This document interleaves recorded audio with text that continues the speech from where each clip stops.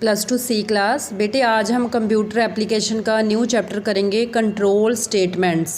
Control statements के बारे में मैंने आपको प्लस वन में भी करवाया हुआ है, ठीक है। अभी प्लस टू में भी सेम सिलेबस है में आपका कंट्रोल स्टेटमेंट वाला चैप्टर आया हुआ है, ठीक है। तो क्या होती है कंट्रोल स्टेटमेंट्स? तो सबसे पहले हम कंट्रोल स्टेटमेंट की डेफिनेशन लिखेंगे, ठीक है। उसके बाद आगे इसके टाइप्स कौन कौन से आगे इसके कंट्रोल स्टेटमेंट के टाइप्स होते हैं वो करेंगे।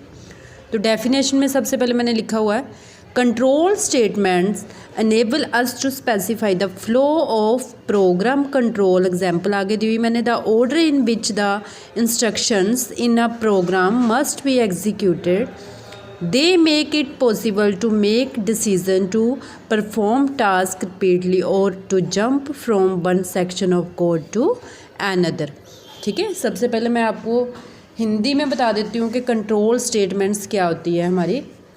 जैसे कि मान लो हमारे जो आज के जीवन में हमने कोई निर्णय लेना हो, ठीक है। जैसे कि मान लो हमने फॉर एग्ज़ाम्पल हमने बाज़ार जाना है, तो हम ये सबसे पहले दिमाग में सोचते हैं कि हमने किस दिन बाज़ार जाना है ना, किस समय बाज़ार जाना है, किस काम के लिए, किस संबंधित काम से हमने मार्केट में जाना है। ये सारी चीज़ें हमारे दिमाग में आती है ना। तो इस तरह हर समय हमारा दिमाग अपनी ज़रूरतों के अनुसार जो भी निर्णय लेता रहता है। जिस तरह हम अपने दैनिक जीवन में विभिन्न निर्णय लेते रहते हैं, उसी तरह कंप्यूटर पर प्रोग्राम बनाते समय भी हमें कितनी चीज़ों का, कितने विभिन्न प्रकार के निर्णय लेने की हमें ज़रूरत पड़ती है कि किस स्टेटमेंट के बाद कौन सी स्टेटमेंट एग्जीक्यूट होगी, है ना। तो तभी हम क्या यूज़ करते हैं, कंट्रोल स्टेटमेंट्स। तो कभी कभी हमारे सामने इस तरह की मतलब कंडीशन होती है कि जिसके कारण हमें स्टेटमेंट के क्रम को कंडीशन के आधार पर बदलना भी पड़ता है, उसको चेंज भी करना पड़ता है। और कंडीशन जब तक ट्रू नहीं होती तब तक हम कितनी सारी स्टेटमेंट्स को बार बार रिपीट करते रहते हैं, है ना। तो सेम सी और सी प्लस प्लस में जिस तरह जो प्रोग्राम के कंट्रोल मतलब अपनी सुविधा के अनुसार उस स्थान पर भेजना है हमने किसी भी प्रोग्राम को, ठीक है। तो इस प्रकार स्टेटमेंट में हमेशा एक कंडीशन होती है जिस आधार पे हम तय करते हैं कि प्रोग्राम के कंट्रोल को किस स्टेटमेंट पर हमने भेजना है। तो इस तरह की कंडीशंस को हम क्या बोलेंगे, कंट्रोल स्टेटमेंट्स। आगे कंट्रोल स्टेटमेंट्स के टाइप्स होते हैं डिसीजन मेकिंग स्टेटमेंट्स, जिसको हम ब्रांचिंग स्टेटमेंट्स भी बोल सकते हैं, ठीक है। लूपिंग स्टेटमेंट्स होते हैं, इटरेटिव स्टेटमेंट्स बोल सकते हैं, जंप स्टेटमेंट्स होते हैं। पेपर में अलग अलग भी आ सकता है, what do you mean bye branching, looping या फिर जंपिंग स्टेटमेंट्स, ठीक है। तो आगे इनके हम टाइप्स एक्सप्लेन करेंगे। सबसे पहले डिसीजन मेकिंग स्टेटमेंट्स या फिर ब्रांचिंग स्टेटमेंट्स का फर्स्ट पार्ट करेंगे, इफ़ स्टेटमेंट। हमारी जितनी भी स्टेटमेंट्स है, कंट्रोल स्टेटमेंट्स है, सबसे ज़्यादा पावरफुल जो हमारी होती है वो होती है इफ़ स्टेटमेंट, ठीक है। The if statement is simplest of the decision statement, जिसके द्वारा हम स्टेटमेंट के एग्जीक्यूशन के फ्लो को कंट्रोल कर सकते हैं। और ये टू बेस्ड स्टेटमेंट होती है जिसमें हम कंडीशन के ट्रू और फॉल्स होने के आधार पर निर्भर करने मतलब जो भी हम प्रोग्राम कंट्रोल को अलग अलग जो पहुंचाना होता है वो हमने देखना होता है कि वो स्टेटमेंट ट्रू है कि फॉल्स है, ठीक है।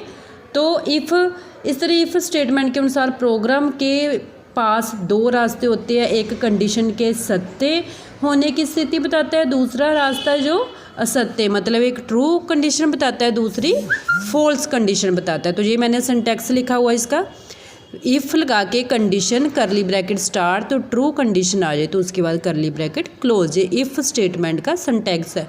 आपको मैं ये चीज़ एक प्रोग्राम के अंदर भी समझाऊंगी कि प्रोग्राम के अंदर हमने इफ़ एल्स कैसे यूज़ करना है। अब नेक्स्ट है इफ़ एल्स, ठीक है।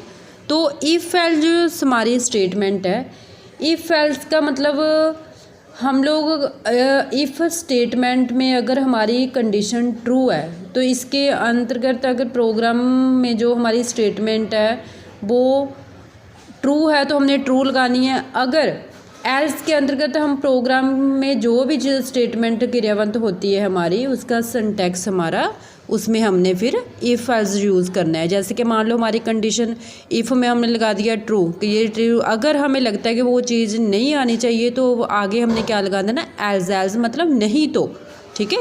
तो दूसरी कंडीशन लगा देंगे, नहीं तो ये प्रोग्राम के अंदर आपको दोनों के डिफरेंस के बारे में भी पता चल जाएगा। यहाँ पे डेफिनेशन में मैंने लिखा हुआ है something of a condition is true if it is not true nothing happens. In order to execute block of statement और a single statement the case when condition is not true, तो we can use if else statement.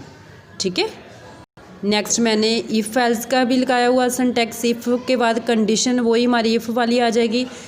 लगाने के बाद अगर हमें लगता है कि ये कंडीशन नहीं, तो नहीं तो एल्स का मतलब नहीं तो क्या आ जाए कंडीशन हमारी फॉल्स। अगर ट्रू नहीं है तो नहीं तो क्या आ जाए फॉल्स।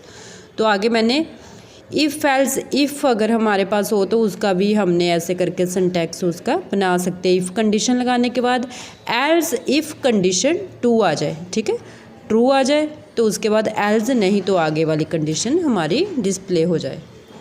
आगे हमारा होता है ब्रांचिंग स्टेटमेंट के अंदर नेस्टेड इफ़। हम ब्रांचिंग स्टेटमेंट कर रहे हैं। नेस्टेड इफ़ मतलब एक से ज़्यादा इफ़ यूज़ करने हमने।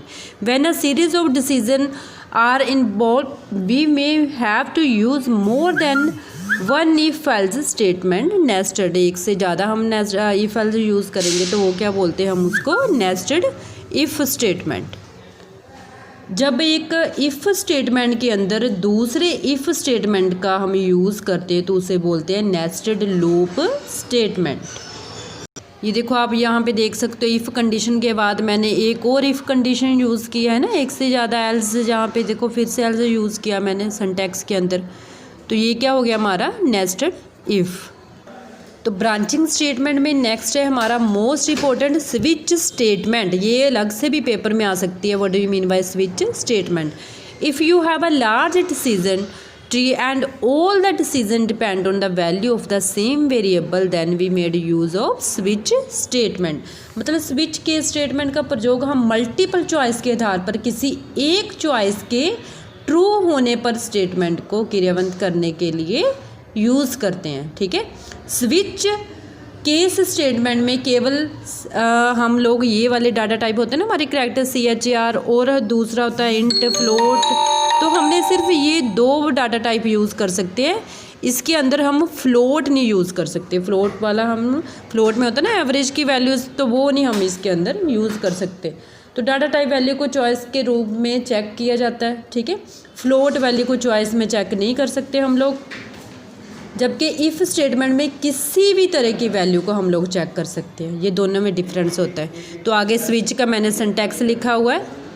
स्विच के आगे एक्सप्रेशंस केस 1 स्विच के अंदर हम ब्रेक भी यूज़ करते हैं। ठीक है, फिर केस 2 आ जाएगा ब्रेक, केस 3 तो लास्ट में डिफ़ॉल्ट। तो ये सारा बेटा मैं आपको एक प्रोग्राम में समझा दूँगी। ठीक है, तो ये सारा कुछ आपने अपनी कॉपी में नोट करना है विद सिंटैक्स डेफिनेशन। ठीक है, तो नेक्स्ट वीडियो में आपको इसका प्रोग्राम भी बता दूँगी। थैंक यू बेटा।